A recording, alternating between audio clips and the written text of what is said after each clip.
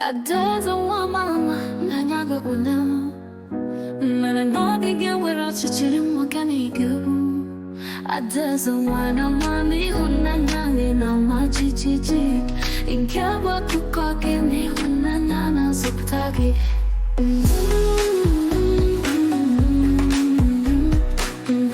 In a small Igbo village, there lived a young woman named Ifeoma. She was known for her beauty, her skin was fair, and her smile could light up the darkest day. But beneath her beauty lay a dark secret. Ifeoma was possessed by a spirit of fornication, which drove her to seek out men wherever she went. Her parents, once proud of their daughter, were now filled with sorrow. They cried every night, lamenting how their beloved Ifeoma had become a source of shame. The villagers warned their sons not to bring her home as a wife, fearing the bad influence she carried. Despite her charm and beauty, Ifeoma was seen as a forbidden maiden, a girl no one wanted to marry. One day, as she sat by the river, Ifeoma reflected on her life. The warm sun shone on her, but her heart was heavy. Just as she began to rethink her choices, a chilling voice echoed in her mind, "You will not be free. I have caged you, you shall forever be a tool in the hands of men."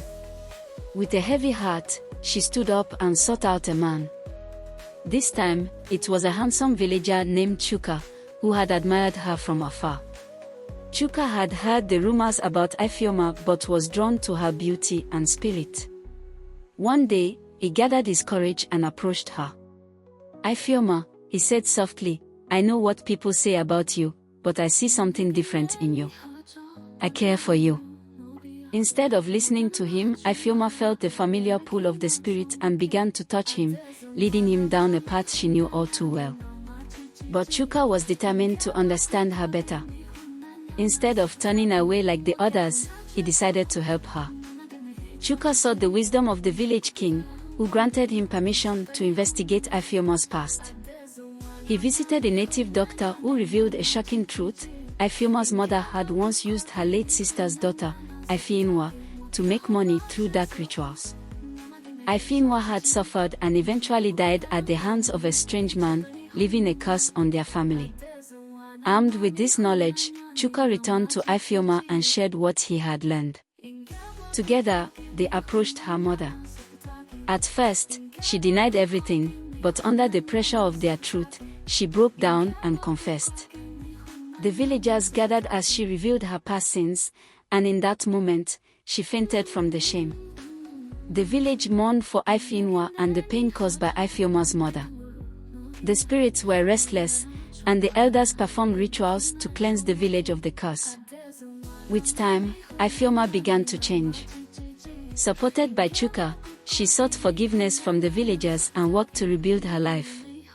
Months passed, and the bond between Ifeoma and Chuka grew stronger.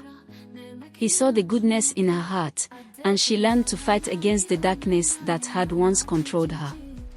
In a beautiful ceremony, Chuka married Ifeoma, and the village celebrated their union. Together, they built a life filled with love and understanding. Ifeoma was no longer the forbidden maiden, she became a symbol of redemption and hope for others who struggled. The village thrived, and Ifeoma found freedom from the chains that once held her captive. Porque tipo onye kuna ya ne kusiki